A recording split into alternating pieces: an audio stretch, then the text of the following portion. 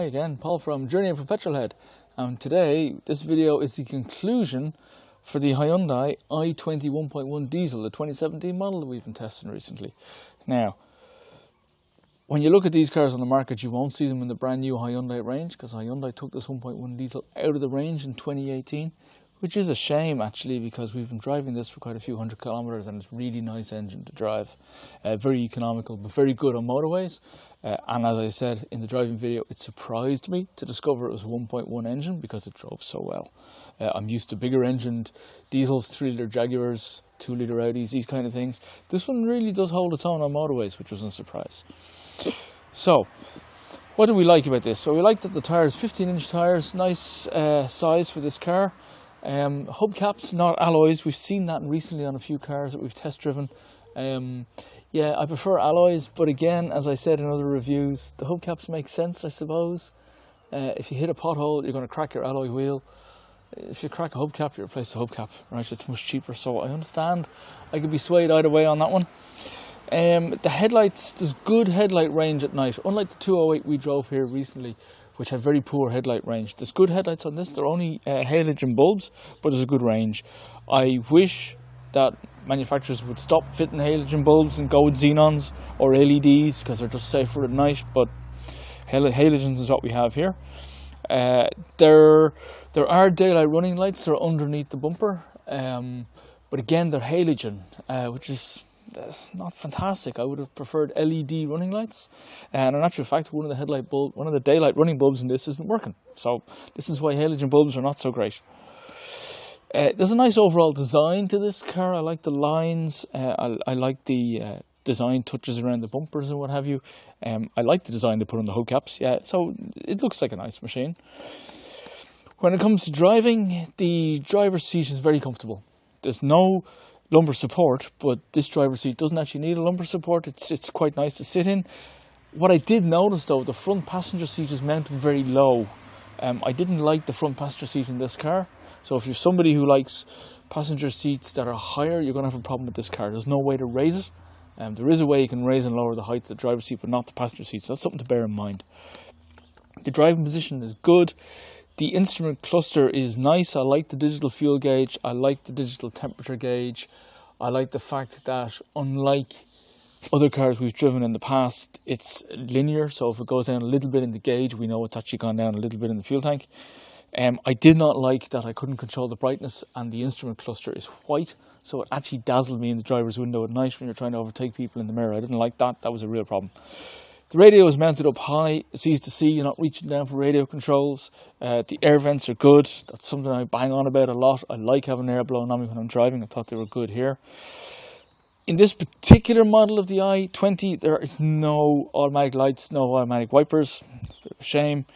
There is a USB port as well as a 12-volt socket and a cigarette lighter. I haven't seen a cigarette lighter in a car for a long time. So there's plenty of ways to charge your phone and get media into the phone or what have you. There is no Bluetooth, which was a surprise. Bluetooth would have been nice, but there wasn't any. That's a bit of a shame. There's no power sockets, no reading lights, no armrest in the rear. So if we're bringing kids to school, or if we're bringing people on a long drive, they can't read the newspapers with lights, they can't charge the phones. It's not great. You don't want to run cables all the way up and down the car. I know we've a USB port and an auxiliary port and a charging socket, so we can run cables everywhere, but you know, in this day and age, they should be in the back. There is, however, lots of legroom and headroom inside this car, which is quite good. So we're happy with that. So, good headroom. Manual rear windows, yeah, okay, not fantastic, but, you know, okay, I understand. No instrument brightness is a real problem in this. Watch out for that at night, you'll have a problem. The driver's electric window, now I've said this in other reviews as well, the driver's electric window is not one touch.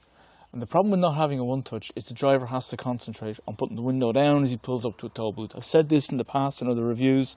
The driver's windows should be one touch up and down, right? Manual side mirror adjustment for the driver and the passenger.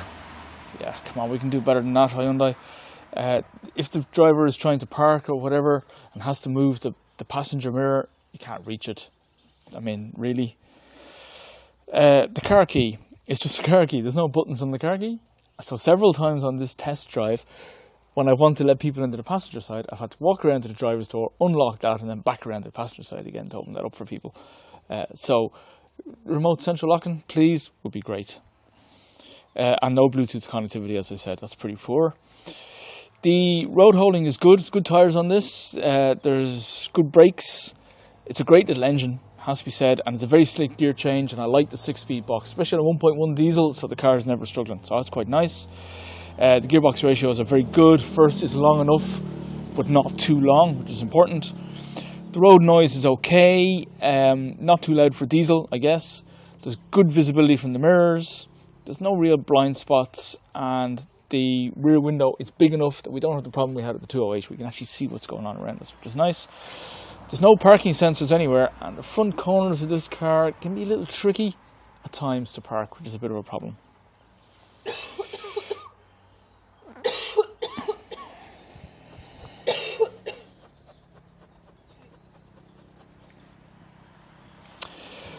So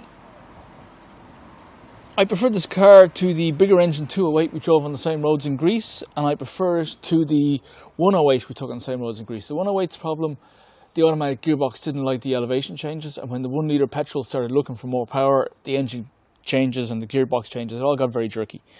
The 208 wasn't as nice to drive as this was on the same road. So this is actually the best car. We've taken 3 different cars on these roads in Greece, and this is the best of the lot so far, which is interesting. But the interior trim lets us down. The interior level of comfort in this car is pretty poor. Things like the key and the manual windy mirrors, not overly happy with those. The engine bay, it's easy enough to get to everything, and the electric power steering suits this car very well, actually. It doesn't have power steering pumps and what have you, but the electric power steering works very well here. Because it's a smaller engine, we're not going to have the problem with the lack of feedback from electric power steering, because we just haven't got the power in this. So overall, what does that give us? For the Hyundai i20 1.1 diesel 2017 model, albeit discontinued, it gets a journey for petrolhead score of 64%, which in actual fact is competitive with the 208, which would be a much more expensive car, but not quite as good as the 108 we took on these roads before. But 64%, yeah, it holds its own. So don't forget to like and subscribe, guys, as always, and we'll bring our next video real soon. See ya.